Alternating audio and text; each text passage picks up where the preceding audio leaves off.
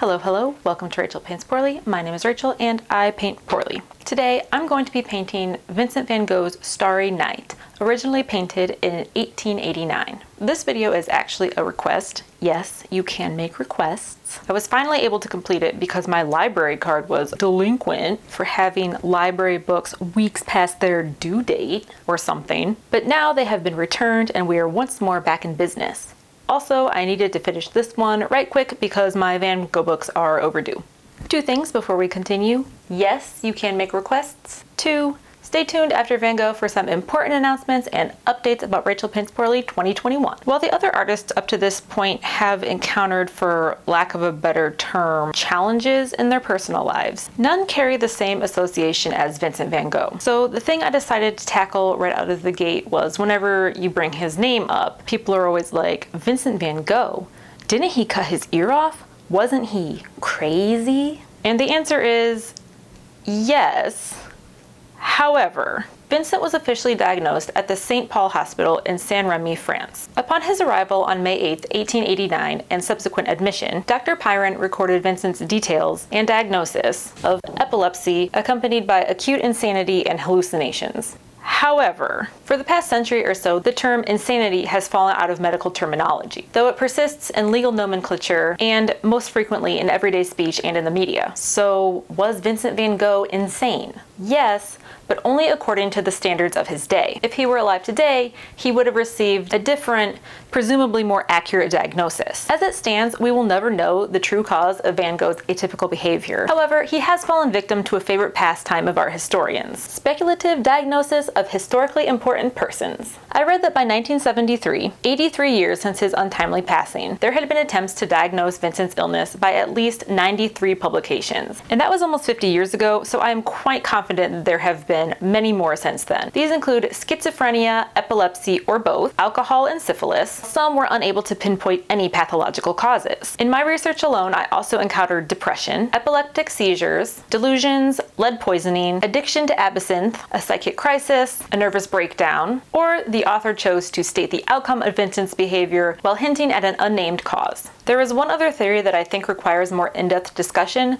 so we will cover that when we get to it in Vincent's story. Now and in the future, I will do my best to keep the discussion relatively family-friendly, and I never want it to become voyeuristic, but instead present facts and situations about the artist as they concern the art, if that makes sense. Finally, I made the decision to refer to Vincent's mental health using the terminology that he himself and those near to him used, where contextually appropriate, and mental illness elsewhere.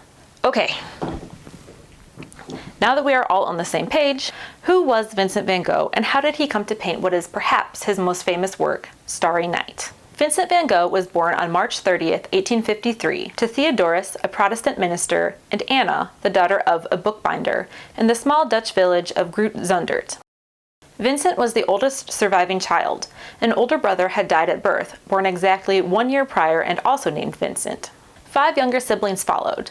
Vincent was especially close to his brother Theo and his sister Wilhelmine. 3 of his uncles were involved in the art trade, and shortly after his 16th birthday, he went to work at the Goepel and Sy Art Gallery in The Hague, which was co-owned by Uncle Cent, short for Vincent.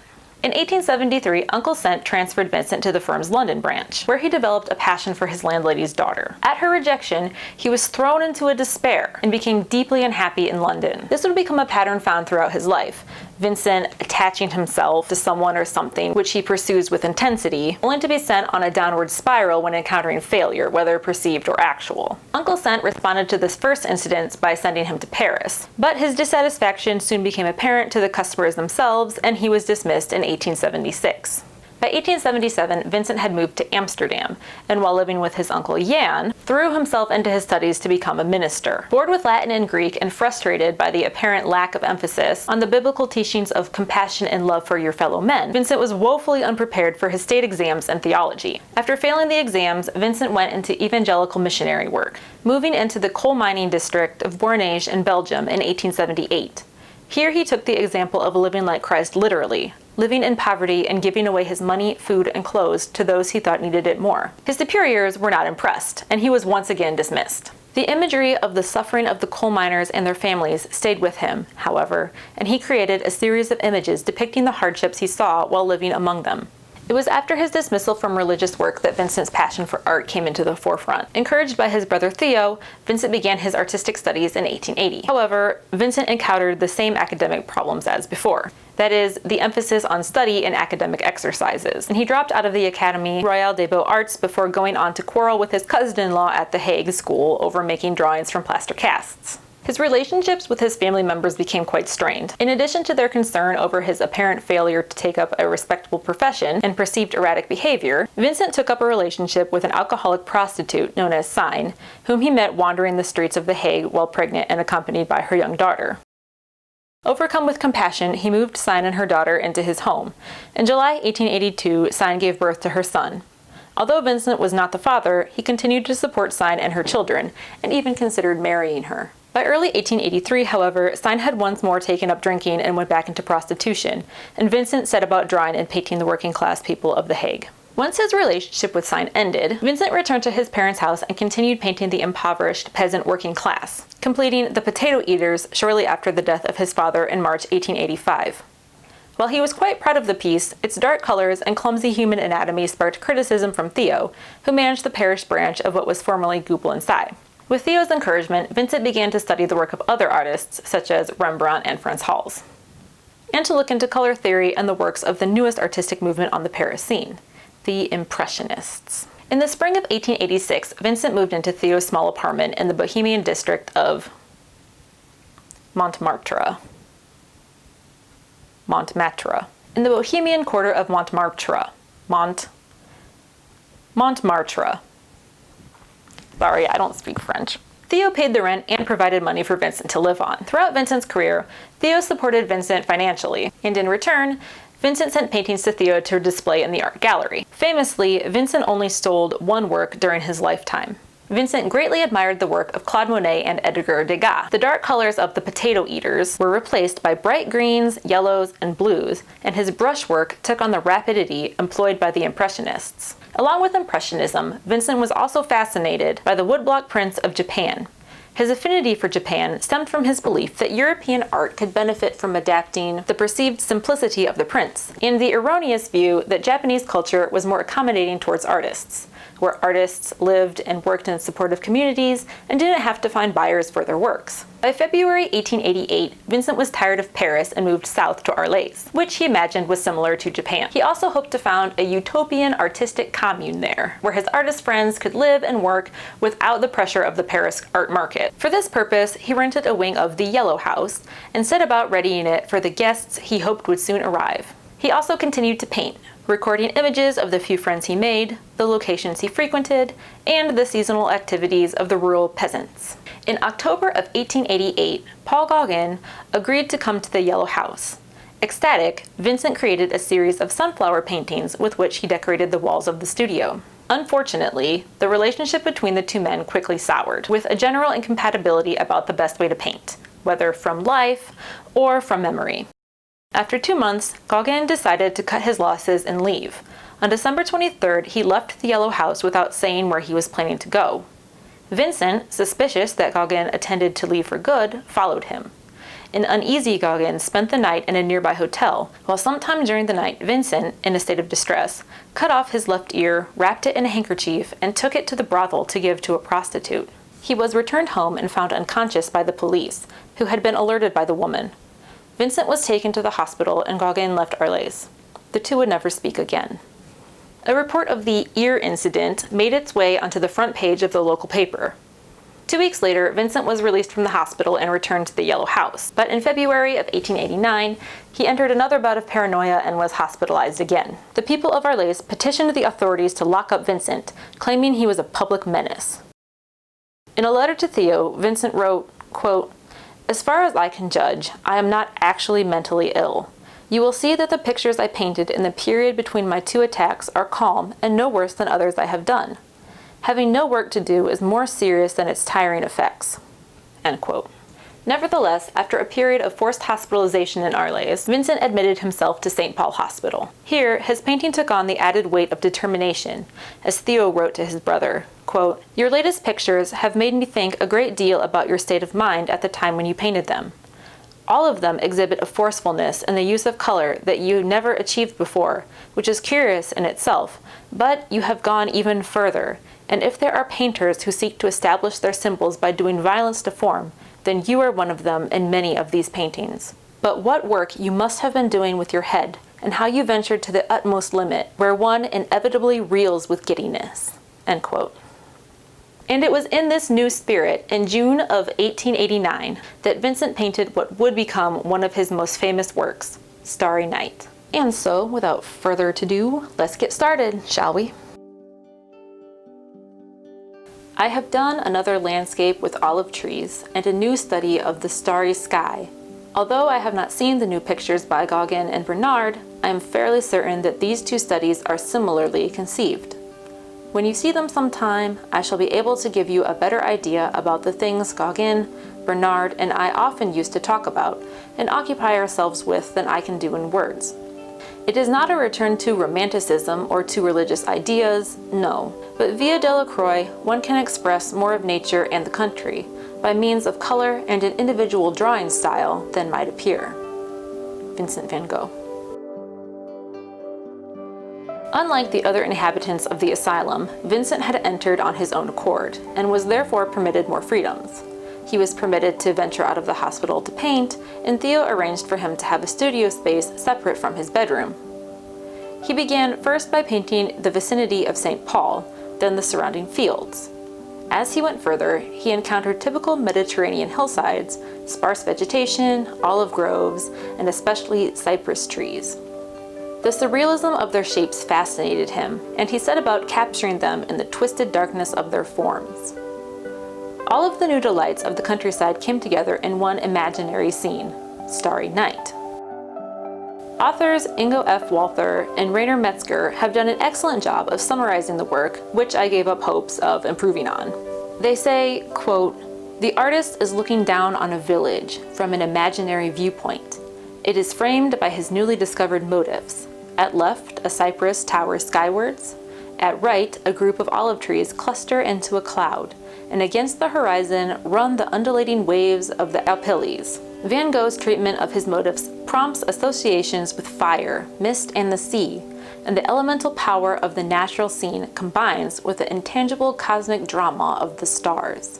The eternal natural universe cradles the human settlement idyllically, yet also surrounds it menacingly.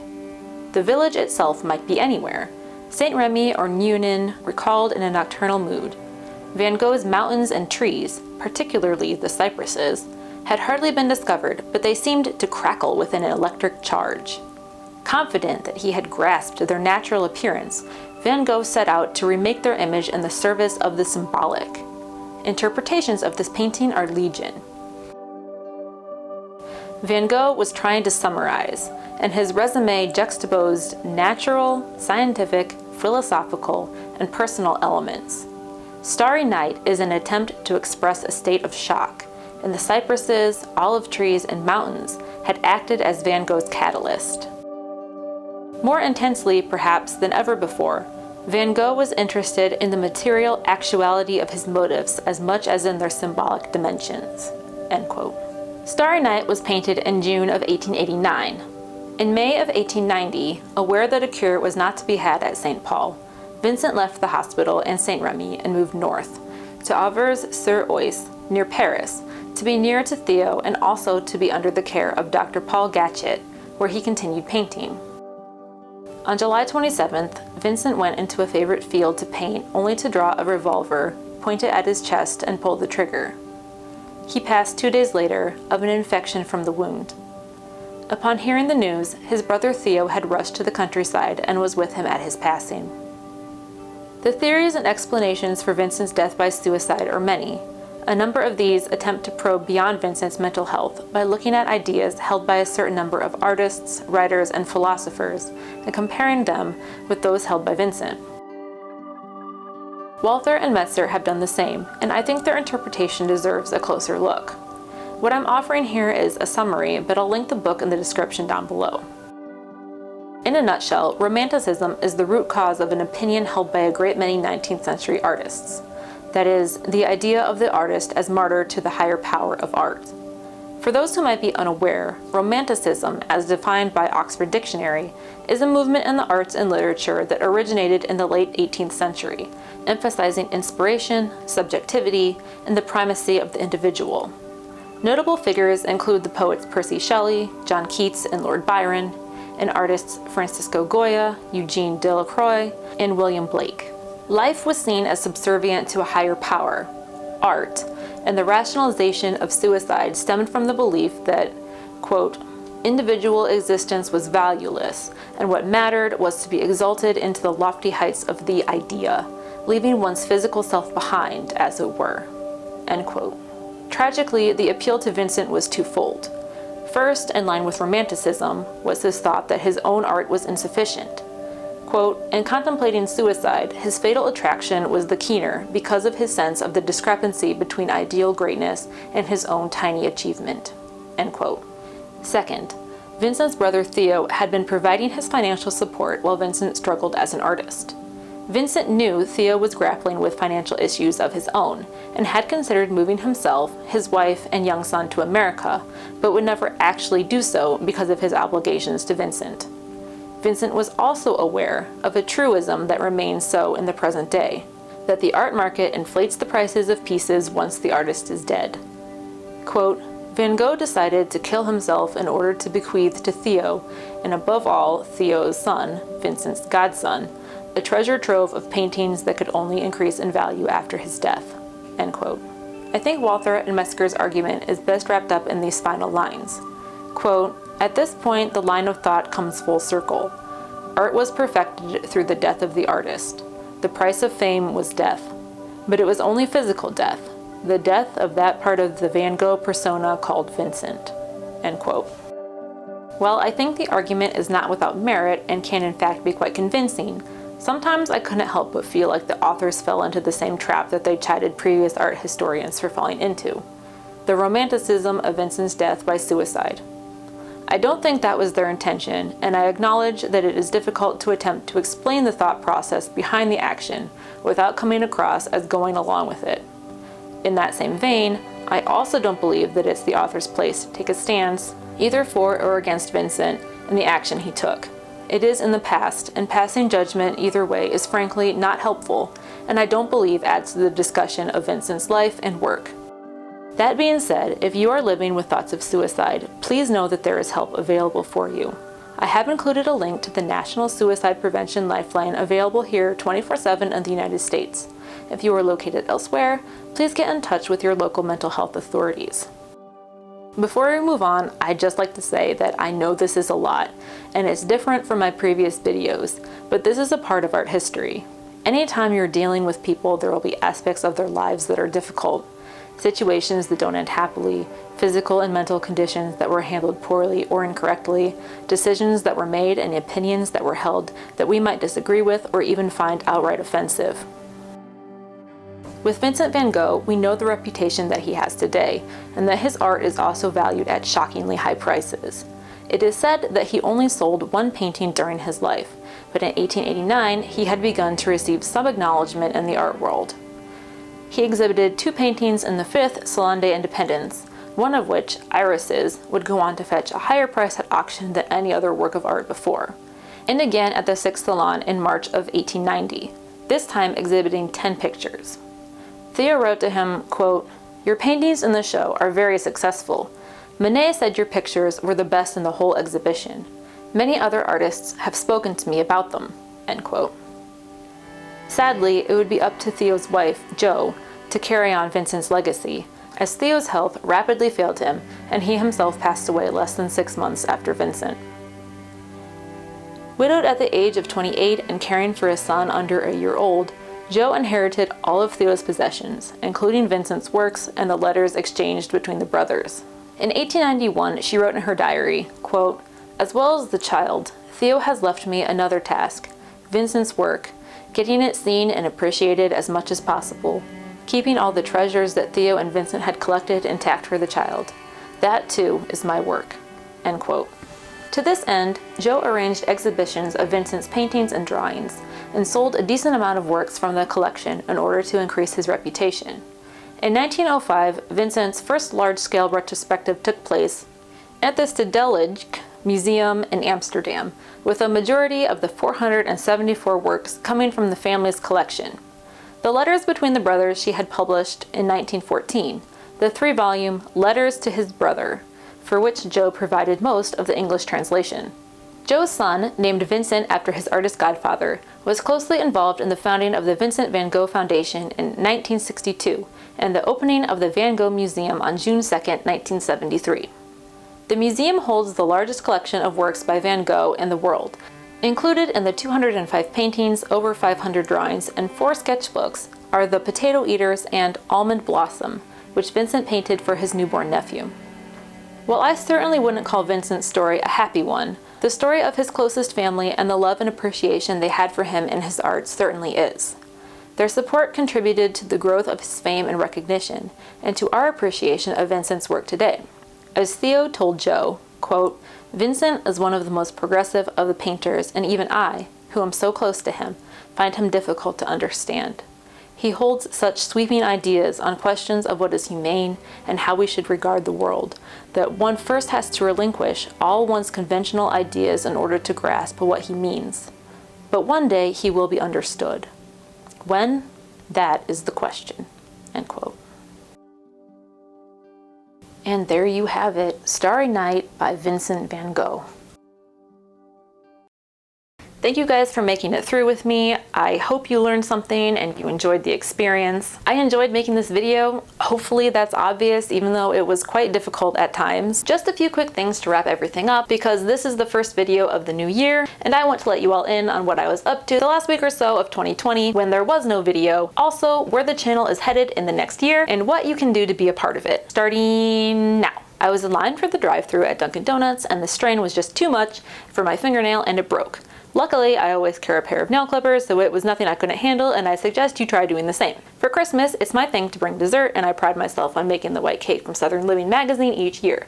One year, I attempted the 5-layer red velvet and cheesecake monstrosity, and the results were less than desirable, so this year I decided to do a do-over, but then I forgot to add the cocoa powder to the red velvet, so now I'm 0 for 2.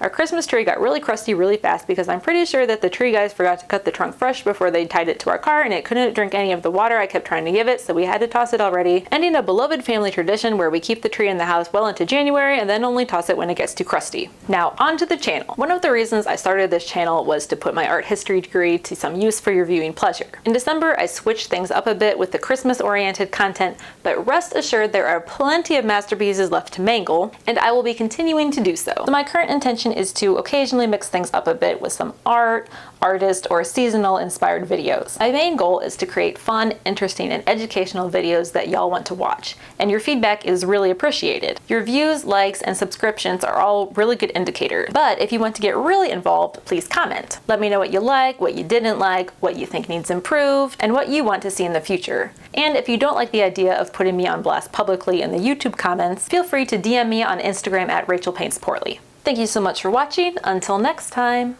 bye. Over his apparent failure to take up a...